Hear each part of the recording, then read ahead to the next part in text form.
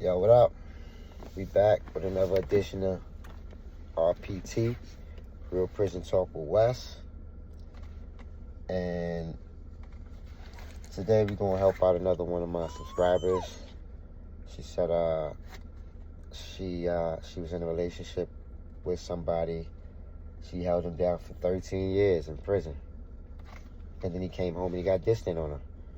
So, of course, now she's confused because she's like, did I just get played?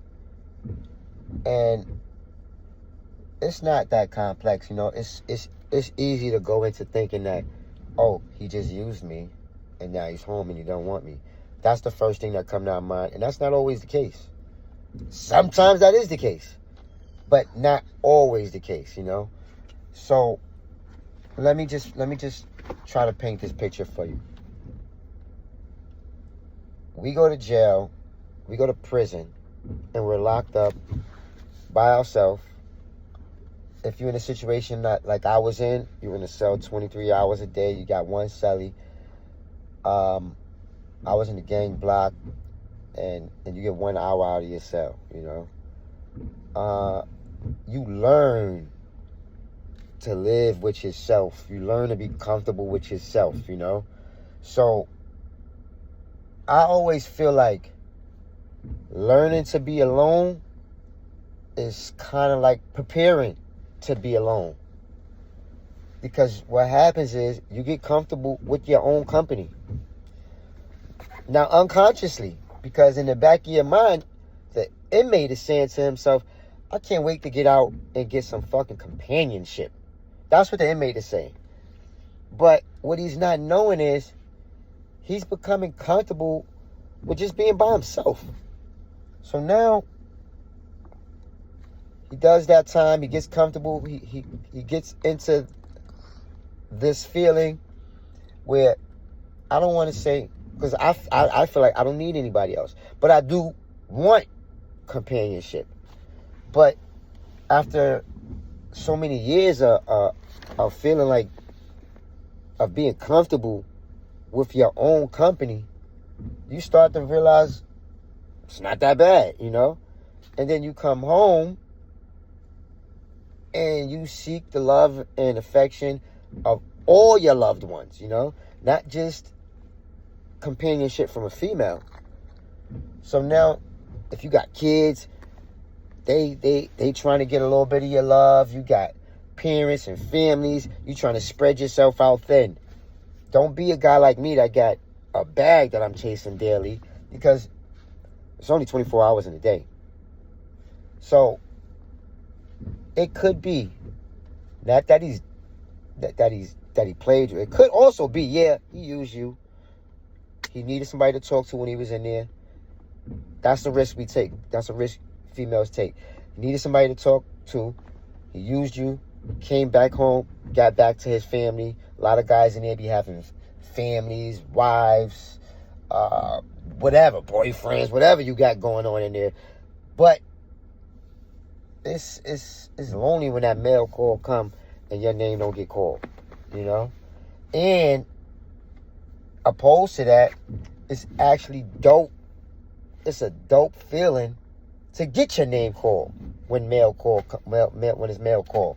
Or like we didn't do mail call in the gang block. They come slid your mail under your cell. Beautiful feeling when the CO come to your cell and he like, yo, Smith, you got mail. It makes you feel like somebody cares, you're loved, when in a place where the norm is to feel forgotten about. So I mean, I hope that's not the case, because there are times when you got guys that come home and they just spread themselves out a little too thin. So we got to get up, we got to go to work, come home, that's 8 hours, and then we're trying to make up for time with our kids and our family. So we're trying to make up time. And in the meantime, somebody's going to get pushed to the back burner. Now, I know with your situation, you might say, well, why did he get distant though? Like, why couldn't he tell me what he was going through?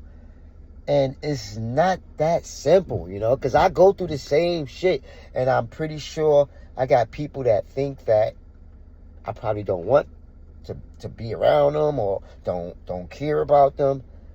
But it's just that sometimes I'll tell a person, hey, I'm gonna call you when I get home. I'll get home and fall asleep before I get to do that call.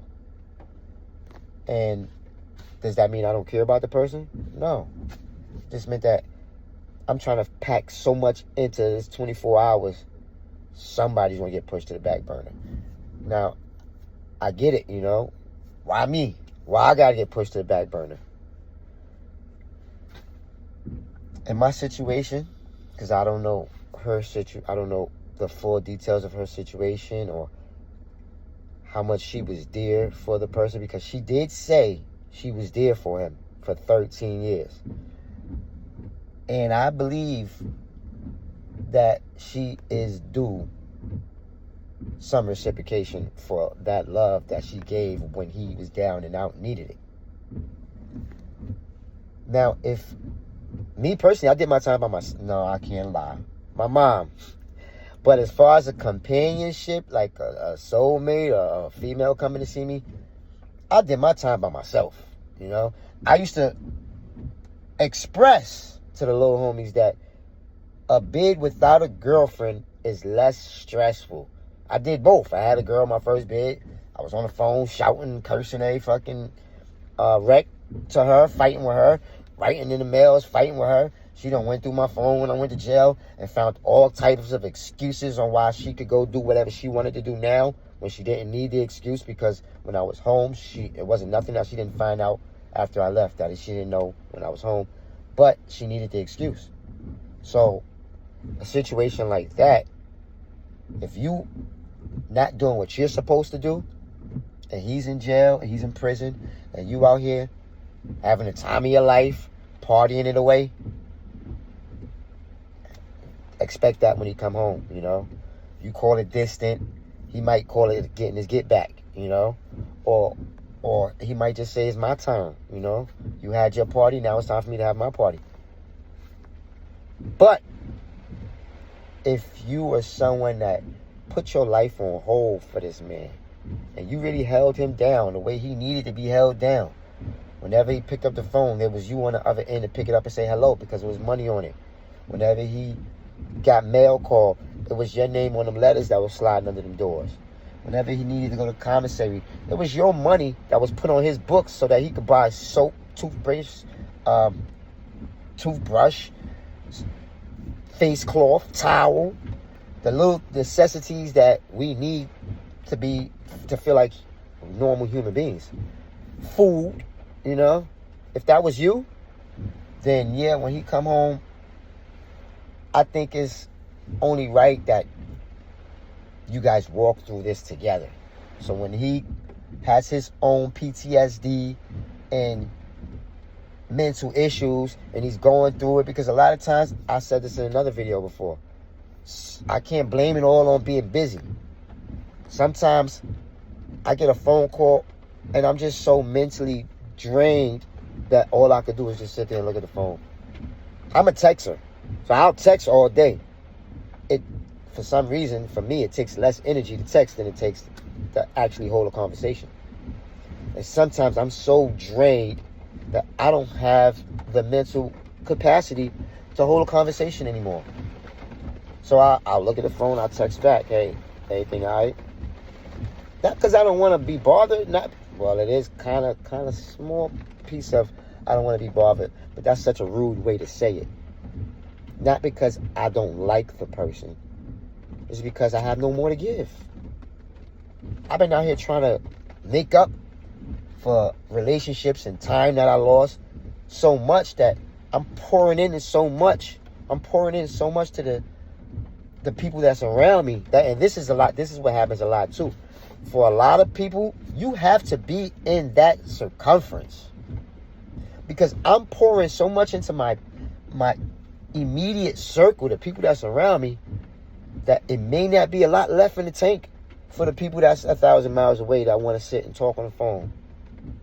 So I don't know if your situation is like that, but I know it does help when I come home and the person that I need to vent to, the person that need to vent to me, is right there waiting for me. Hey, babe, how was your day? I mean, that's not the case. I got my kids, so I come home to my kids. But a lot of times, that's who I pour out to when I come home. Me and my kids hang out till like 6 o'clock in the morning. I work a night shift, so I might come home 12 o'clock at night. When it's overtime and it's busy, I might come home 3 o'clock in the morning. Doesn't matter. Me and my kids gonna rock out till 6 o'clock in the morning, either watching movies or playing video games.